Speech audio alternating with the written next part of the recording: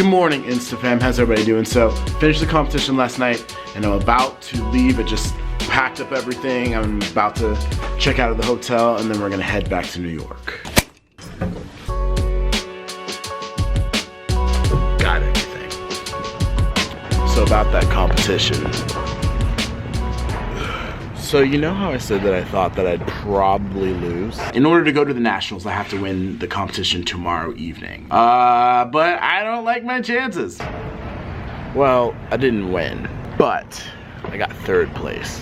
So I'm extremely happy for that, but I'm also extremely disappointed in myself because I did let nerves get the better of me. And the thing about it was, you know, I have not performed solo in a very long time. So what I did this competition to learn more about myself, to get myself nervous, to actually really start putting myself in those positions again, because if I want to make a career out of music, I've got to perform and I've got to do it solo.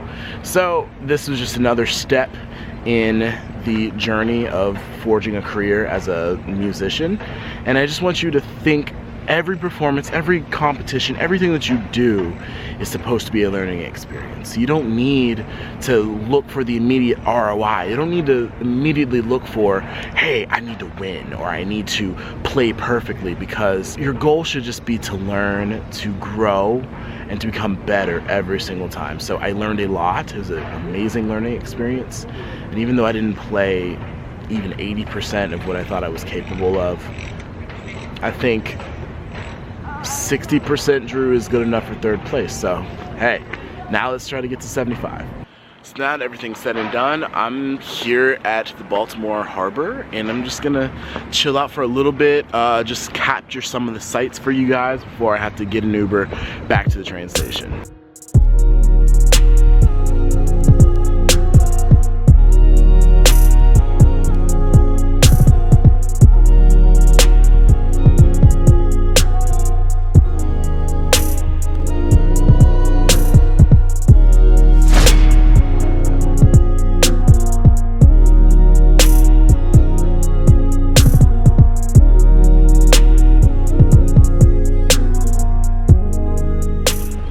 Sorry I fogged up to your window.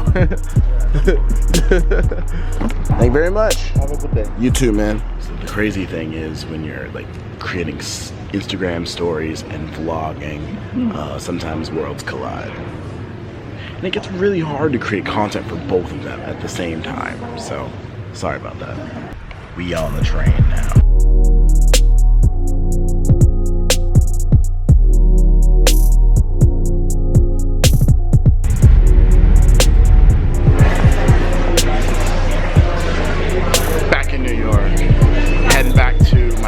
Got to set up for my student and then get on with the day.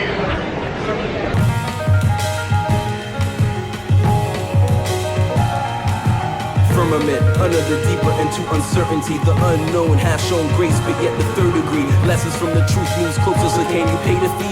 From A to B, cascade brain, I hate to be voice of the last starfighter. I am Esquire, shape of my skull beholds. I am the star child, sightless, going beyond the song, timeless. Right, righteous, but what's left is really priceless. Treat me how you wanna be, but suddenly you're hunting me. Yes, the sky is falling, Chicken Little. Don't you love to be screaming out the obvious? Funny story about that spot right there. So I was walking home late one night. It was about like 2 in the morning. And I saw this random guy just like chilling back there. When I walked past though, I realized he was taking a dump right behind that like black box. New York City, man. Crazy. Woo! So it's been a busy day. Even though I didn't do too much, just traveling just takes the world out of me. I just get super tired. Just finished my lesson with my student, and it was actually our first lesson, and I'm super excited to be working with him. He's like working really hard, and even in the first lesson, I know he's gonna be killer. He's already got so much potential. One thing we were talking about in our lesson though was something that I've been asked here on this channel quite a bit, and it's this question of how do you play with emotion? You know, I didn't really even understand how to answer this question until I was teaching my student today, and the words kind of just flowed out of me, and I kind of wanted to share them with you right here. Well, there are a couple of elements that go into playing with emotion. One of them is making sure that every single note doesn't sound the same. Musical notes are not like people, they don't deserve equality. The thing about it is, when you play music, you're creating terrain. If you want to have a really dynamic landscape, you're gonna have mountains, you're gonna have valleys, you're gonna have peaks, you're gonna have rivers, you're gonna have trees. There's so many different variations to the landscape, different colors. You need that in your music as well. So let's say you're playing a section of eighth notes. They're all eighth notes, just open D string, and you just play them all the same. That creates no musical interest at all. There's no direction, there's no push and pull. So what you need to do to make that more interesting musically, you can actually change the amount of bow, the amount of sound each one has, and you can actually create some direction in the sound. Let me show you an example. So this is what the music sounds like when you don't create variation in the sound. It sounds kind of flat, but what would happen if you played favorites with the notes? What if all notes weren't created equal?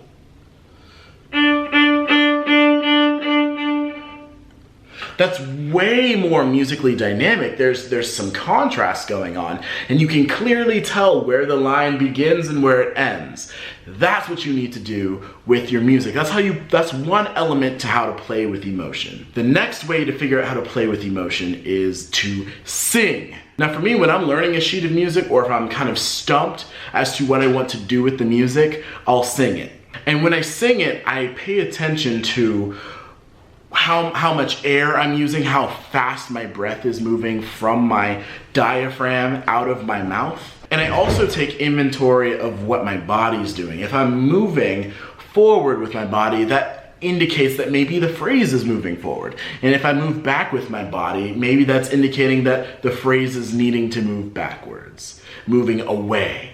So it's super important. So the way I liken it as well is I use the analogy of my air speed from my diaphragm, and I equate that to my bow speed. So if I use faster air, I need to use faster bow.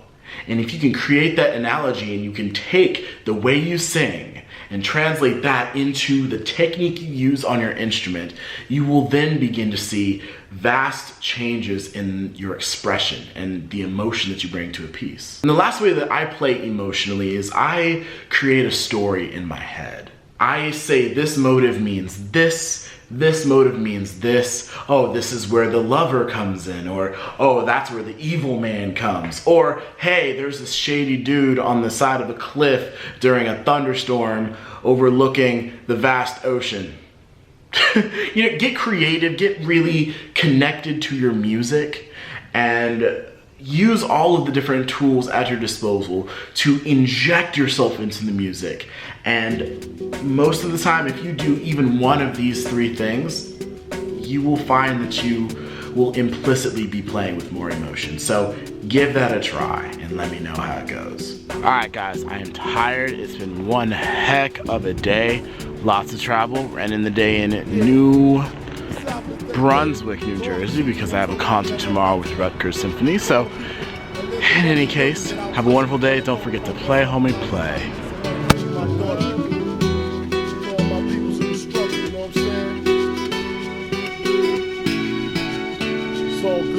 Baby, it was all a dream. I used to read Word Up magazine, Salt and Pepper and Heavy D up in the limousine, hanging pictures on my wall.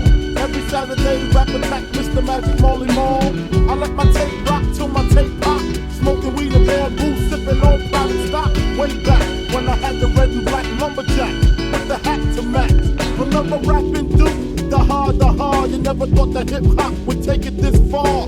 Now I'm in the limelight cause I rhyme tight. Time to get paid, blow up like the world trade. Born sinner, the opposite of a winner.